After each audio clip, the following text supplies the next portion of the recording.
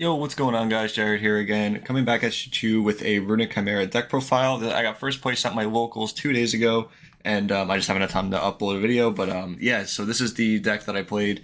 I got first place with it, and I know it's a very strange deck. It's definitely an odd take. I've uploaded this deck before, but I want to give you guys some elaboration on some of the questions that I saw asked in that video. I did ask, or I should say, I did answer a lot of the questions in the comments about certain things, like how to deal with certain stuff, but as I'm going through this, I want to explain and elaborate a little bit more because I think the utility that the Runick cards specifically bring to the table for any Runick deck, not even just this one, really, I cannot stress enough about how powerful they are and the reasons why. But without further ado, if you enjoy, please subscribe and let's jump right into it. So to start off with the Chimera engine, we are maxing out everything. 3 of the Berferment, 3 Gazelle, 3 Cornfield, and 3 Mirror Sword Knight. All these cards are so good, and you pretty much have 9 Chimera card starters in the deck, being the 3 Mirror Sword Knight, 3 Cornfield, and the 3 Berferment. Now, I am not going to sugarcoat this for you guys. Droll and Lockbird and Dimensional Shifter do hurt. That is very normal for this format. I feel like that is most decks currently. But there is ways to mitigate it with the Runick cards, being able to do stuff in draw phase, being able to not use your first search in your turn being the Berferment, so either being Mirror Sword Knight or Tribute Summon Berferment, and then they draw after this, and then you have a play line for the opponent's turn. You'll have access to Fountain and Chimera Fusion in that instance. So yeah, and then all these cards get an extreme amount of value throughout the game, and they deck thin like crazy. They get themselves out of the deck super quickly. So yeah, and then like obviously the 2 interruptions. This Cornfield Cardle being able to protect Runick Fallon from something like Cosmic Cyclone was something that I think the Runick deck struggled with normally without. Obviously, we had stuff like Moonin, but if you're playing any not pure Runick deck, that Moonin's never just going to be sitting on the field before they activate the Cosmic. So having this option available to you makes it a big difference. So it's something very key to keep in mind. And for the last monster we played, it was just 3 copies of Edgem Chain.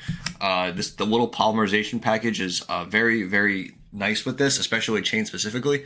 Again, in the draw phase, being able to summon Hugin and discard Edgem Chain to then get Fright for Patchwork, and then and Fountain all in the draw phase, and then you can Patchwork for Chain and Poly. Use the Chain that you used with the Hugin and Poly to then go into Magnum the Reliever. The Magnum gets a draw, and then if you can keep playing after that, and you can have the Magnum be an interruption on your opponent's turn, and then you drew a card as well, and you open up the extra monster zone, which is the most important thing, because now you can get the Runick Fountain to summon something else and get your draws off that as well.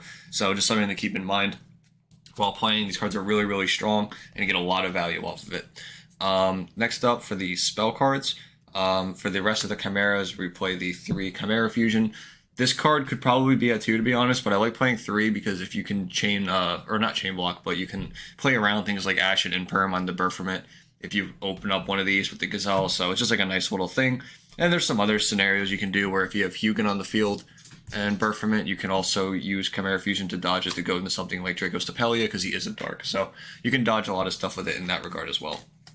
Again, value adding itself back is super important. And then for the other spell, it's 3 copies of Patchwork and 2 Polymerization. This package is so strong. I know this is something that's very minor, but does come up, that the Polymerization in the graveyard with Guardian Chimera and on the field, 3,300 attack that can't be targeted is very hard for a lot of decks to answer. Not even just to answer, it's hard to be like OTK'd through, I should say, or just being able to get killed through it, because this deck just cares about survival, and then once you're playing, there's like 0 deck in the game that can really put out as much advantage and card draw and like hindrance that this deck can. Especially with multiple ways to interact with your opponent. You have a way to rip a card out of your opponent's hand in the end phase. You are constantly taking away their deck resources with the Runick cards, as well as putting up actual interruptions between the Chimera Fusion, Mirror Sword Knight, and the Cornfields, and the Runick cards themselves. So you have a lot of like variance with that. But now from here, we're going to move on to the Runick cards, which are pretty straightforward, being the 2 copies of Runick Fountain.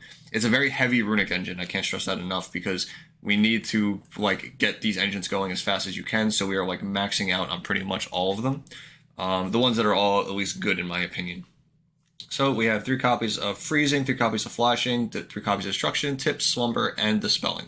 All of these cards are the best ones in my opinion. The Dispelling comes up a little bit more than I was expecting with the hand rip. Some decks, like, they search, or especially if you like rip a card in their end phase, then they go for a search play, and then you Dispelling them again. Maybe they hand trap you a turn before. You're like really picking away at them before they even get a chance to start the game, which is like crazy some of the times. But I think the thing I need to stress about the Runick cards enough is that all of these cards, they all have the first effect, which would be to destroy or do X effect and banish top cards your opponent controls. That is all the normal thing. But the effect to special summon from the extra deck, if you read that as an extension to all of their cards, these cards actually just turn into like some of the best cards ever written, right? So like let's take something like Runick Destruction, for instance, which is destroy a spell or trap, banish the top 4 cards. That's normal.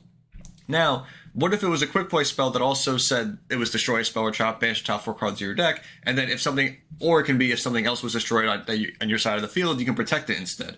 Or you can gain life points for time purposes, or you can destroy something, you can go straight to battle phase and activate it to slam into something and pop a card your opponent controls. Or if you need to do something in the main phase, you can, or in your opponent's battle phase, you can special summon Sleipnir to be able to either get rid of a problematic card that you need to answer with a not good Runick spell to answer monster cards, right?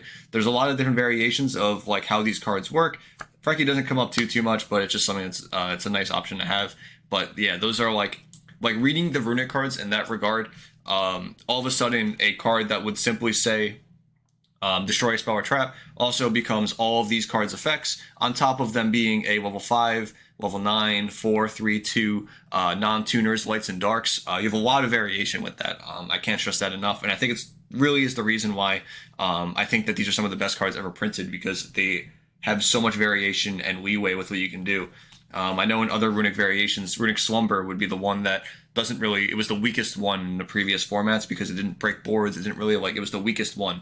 But now when you have something like Sleipnir, it almost doubles as like another copy of Flashing Fire to be able to take away a problem card your opponent controls and still opens up the extra monster zone. So yeah, like they all have extra variation now, which is super important.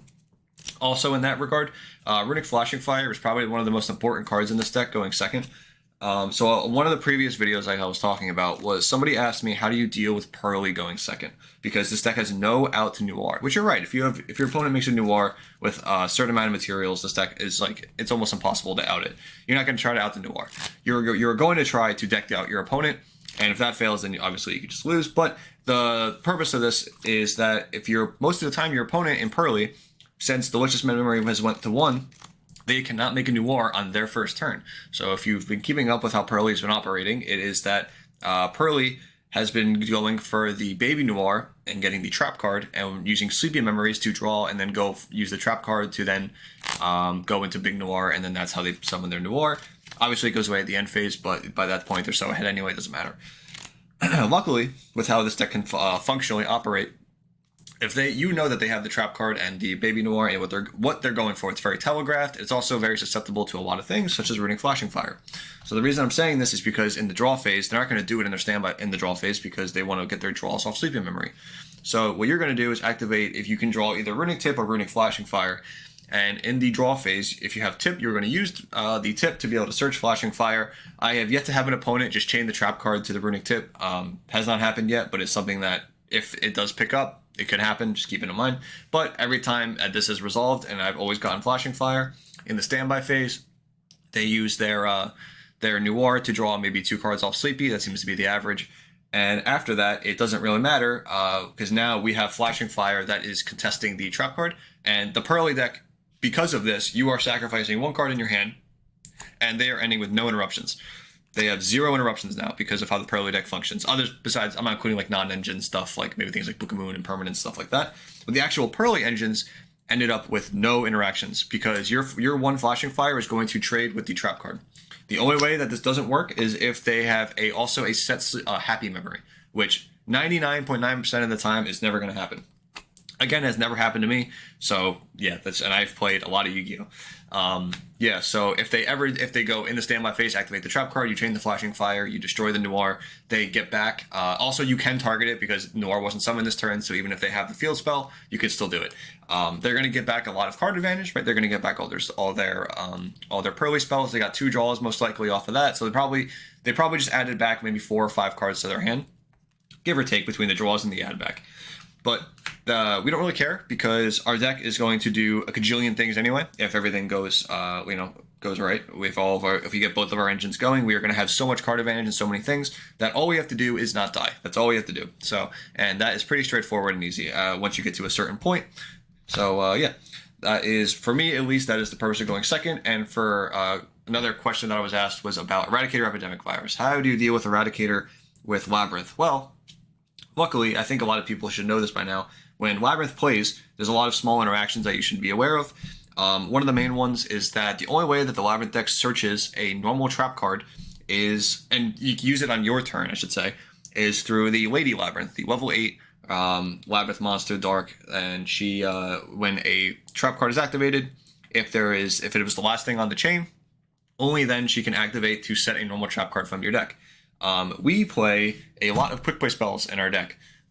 Meaning that if we chain anything to their trap cards, they are pretty much dead in the, I don't want to say dead in the water, but they are definitely hindered in that they cannot search a normal trap card. So a lot of the times their play would be like have Lady on field, activate something like Welcome or Big Welcome, summon out either Kuklok or Ariana, and then you chain the Lady, set Eradicator, summon back out Lady, and then you can use Kuklok to Eradicator and you would call spells, obviously. But if you are interacting with your opponent in the middle of it, you can really hinder them, like I was saying. Sometimes they can get to the Eradicator set before they can get to the Kuklok. So they'll set the Eradicator, then they'll get Kuklok, and then they'll activate Kuklok in hand, and you can chain Runick Destruction on the Eradicator that you know where it is before the Kuklok resolves, and they can't activate it. So that's just something to keep in mind again.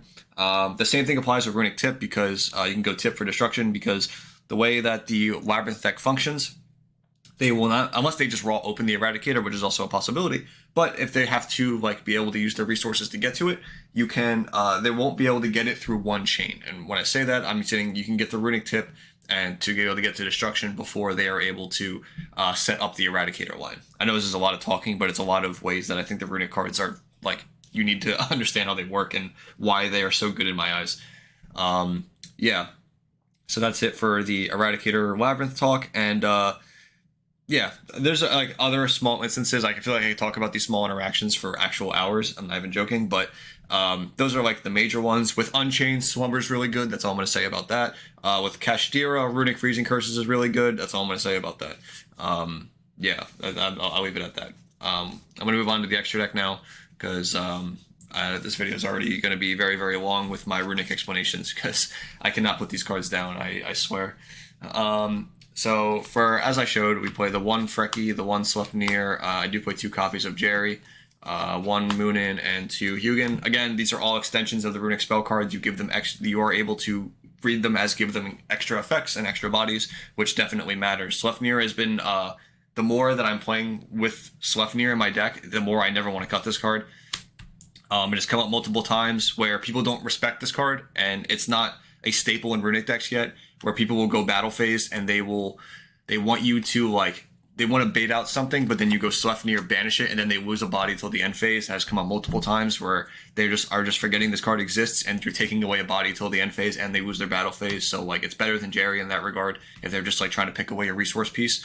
Some people will try to beat over the Chimeras, right? I'll have Chimera in defense, and they want to clear the Chimera with a monster that's bigger so that they can get rid of the Mirror Sword Knight and the Cornfield interaction. Well, in the battle phase, you just use Sleipnir. We'll use a Runick spell, then use Sleipnir to banish their guy that's bigger, and now they lose their battle phase, they lost a body, you still have the Chimera, and it's at that point, again, you're so far ahead, the game's already over, it doesn't even matter. And I should preface this as well, what you're prioritizing in the deck depends on the rest of your hand. So what I mean by that is just okay, am I going to want to be able to get my Runick engine going? Or am I going to be able to want to get my Chimera engine going? How am I going to play around draw? When you start the game, you immediately have to think in draw phase every time. That should be a habit if you're playing Runick at this point, that you are just thinking in draw phase. Doesn't matter, every time. You never say, draw phase, stay on my main. You never do that. That should never be a habit. So, like I was saying, you need to be able to keep in mind of every hand trap in the game. Troll, Ash, Shifter, all that stuff. Just very important to keep in mind.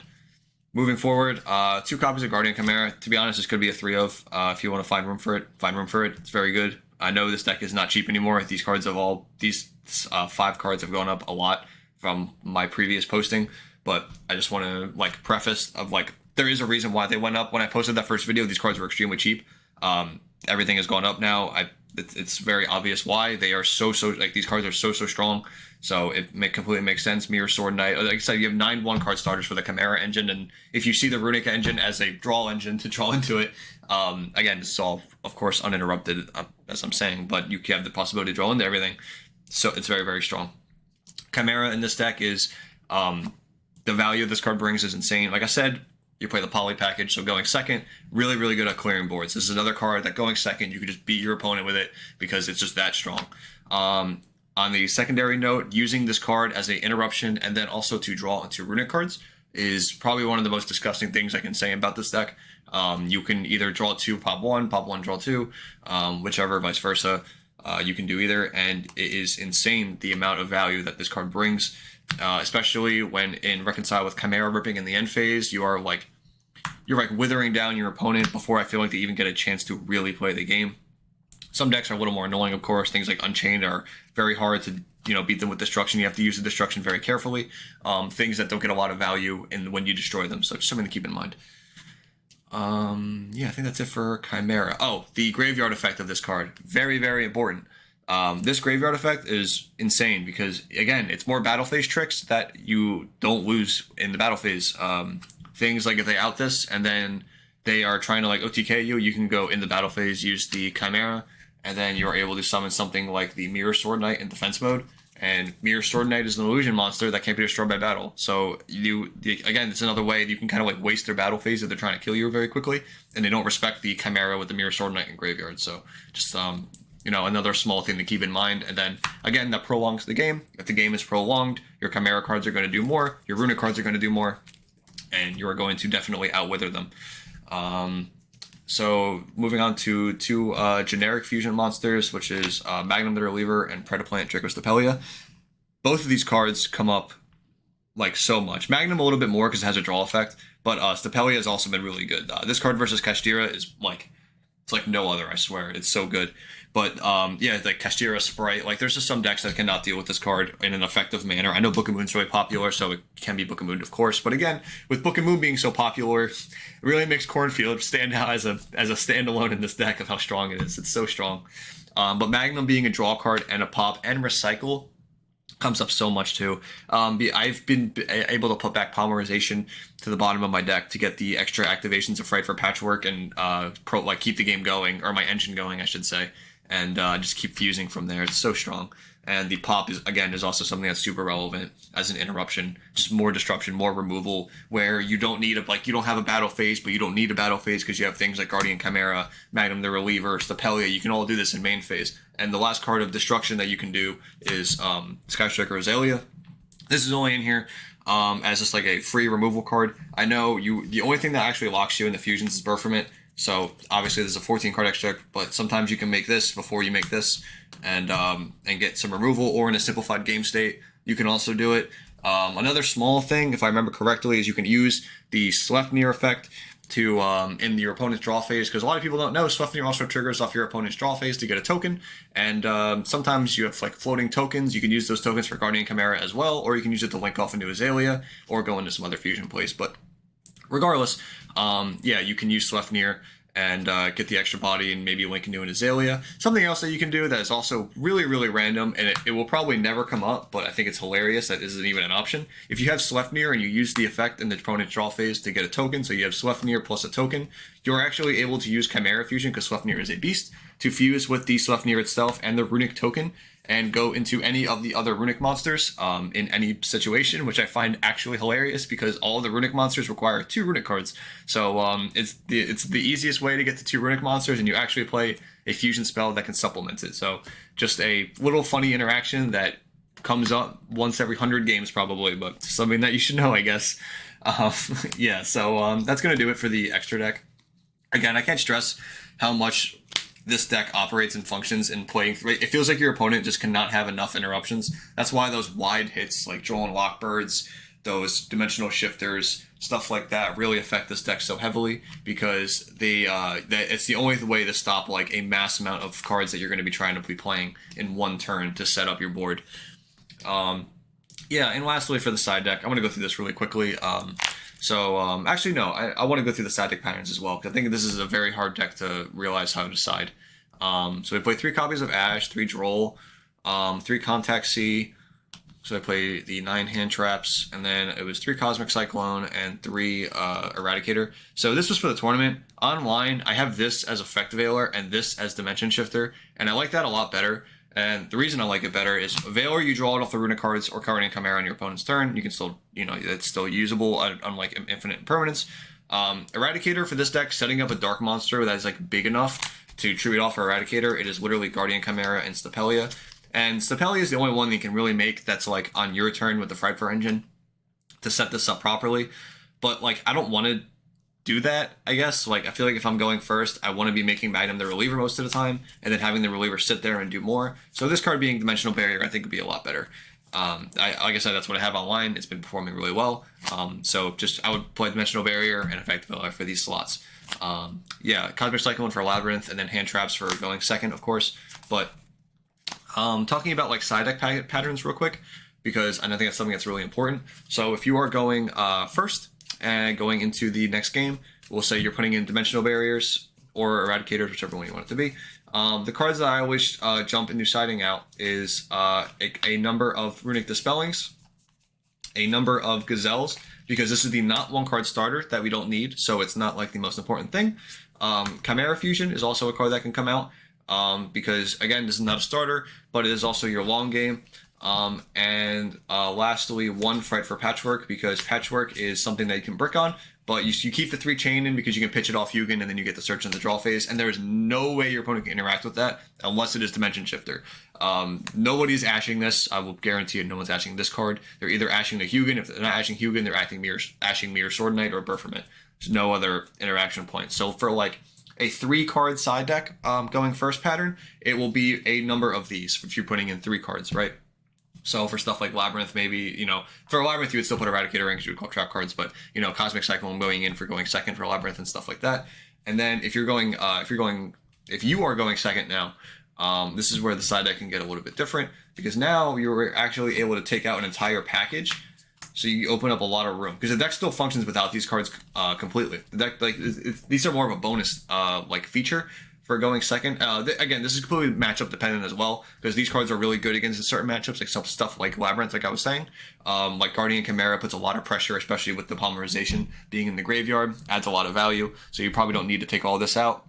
But for maybe combo heavy decks, where you want to have the 9 hand traps, things like Effective Veilers, Droll, Lockbird, and Ash Blossoms, and you want to be able to stop your opponent and make their board weaker to be able to crack it with the rest of the engine, this is where you take all of this stuff out. And maybe you would take out the 1 copy of Runick Dispelling with it, or the 1 copy of Gazelle again, because he's, like I said, the weakest one out of all of the engine cards. So you can take out a number of these and put in 9 hand traps, and then you have the Runick cards, as well as the 9 hand traps to be able to try to either stop and then or weaken their board and then try to crack through it, as well as being able to use stuff like the 2 Jerry, like I was talking about before, and the Sleipnir, where if you're making their board weaker, and then you're able to maybe either go battle phase, crash in the Jerrys to be able to start picking away at their board, or you can go in the main phase, Sleipnir Banish, maybe one of their issue monsters that you don't want to deal with right now. And yeah, so that's how Runick functions going second, I suppose. You have a lot of good variety of ways to deal with things. So overall, I think that's it for like siding patterns wise. I think that's like the best way I could break it down. It's actually like pretty simple when you're looking at it. It's not like too many different things, but yeah, it's not something I've shown on videos before, and I think I maybe want to start getting into the habit when I show like things I did well with at a tournament and showing siding patterns of how they work. But yeah. But that's pretty much it for the deck profile. I went over as many things as I possibly could. This video is very long for like a very in-depth, I feel like, guide. But overall, I hope you guys enjoyed the explanations, because there's a lot to it. And yeah, you use a complicated game, and if I can explain it to you to make it a little bit easier and give you guys the cheat code, I'm I'm going to be able to do it. So overall, I hope you guys enjoyed. Please subscribe if you enjoy the content, and I will see you in the next video. Bye, guys.